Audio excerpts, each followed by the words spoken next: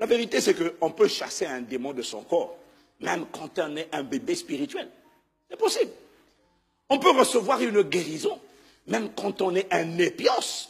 C'est possible.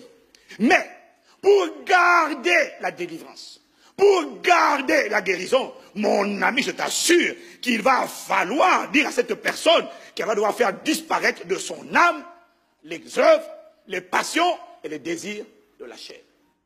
On ne parle pas de recevoir, on parle de garder ce qui a été reçu.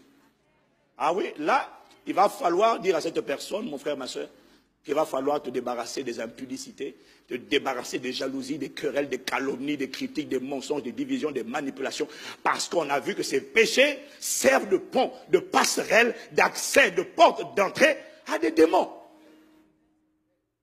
Est-ce que quelqu'un me suit? Et c'est ça qui fait que chez beaucoup de gens, certains démons avaient été chassés, certaines maladies avaient été guéries, mais quelque temps après, les mêmes choses sont revenues en force. Et la condition de la personne est devenue pire que ce qu'elle était avant qu'on ne chasse les démons ou avant qu'elle ne guérisse cette maladie.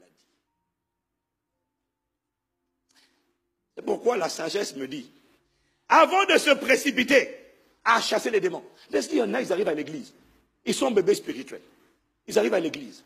Pasteur, je suis oppressé, je suis tourmenté, il faut prier, il faut prier, il faut prier.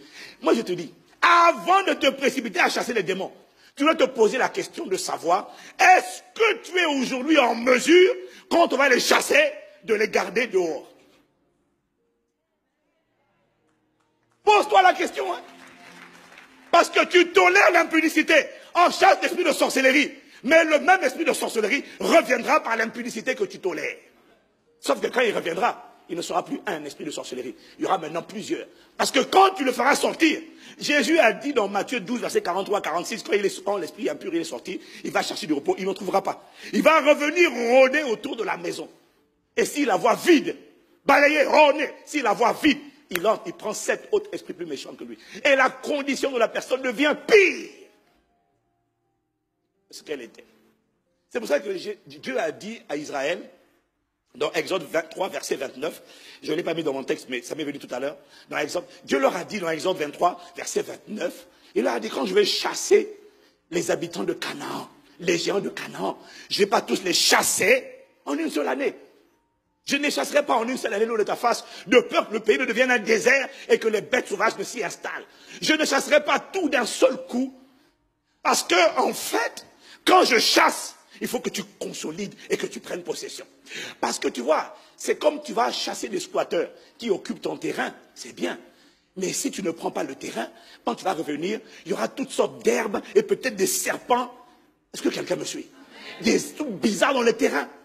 Quand tu chasses, assieds, prends possession. Et une emprise. C'est pour ça que Dieu dit, il ne va pas les chasser d'un seul coup. C'est pour ça que dans notre vie, Dieu opère par étapes. Et là, ça, ben oui, mais pourquoi cet esprit-là persiste encore? Pourquoi? Est-ce que tu es sûr que si on le chasse, il ne pourra pas revenir avec 7 autres plus méchants? Parce que ça fait 8 après. Ça fait 8 pour un démon chassé. Si on a 4, ça fait... Dis avec moi, oh. Si Paul dit en Éphésiens 4, verset 27, ne donnez pas accès au diable.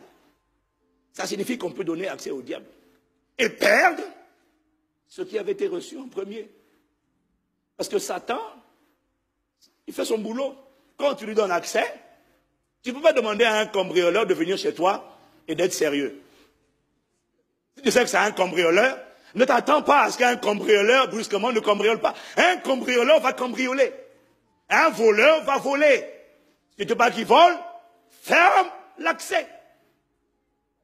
Tu peux lui demander de venir chez toi et brusquement d'être transformé parce que les démons ne sont pas transformés par le renouvellement de l'intelligence. Donc quand Satan vient, vu qu'il n'a pas la possibilité de se repentir, qu'est-ce qu'il va faire? Égorger, dérober, c'est-à-dire voler ou détruire. C'est comme ça qu'à certaines personnes, des choses chèrement acquises ont été dérobées à cause d'une porte ouverte. Je prie que les portes ouvertes dans ta vie et dans ma vie soient fermées définitivement au nom de Jésus.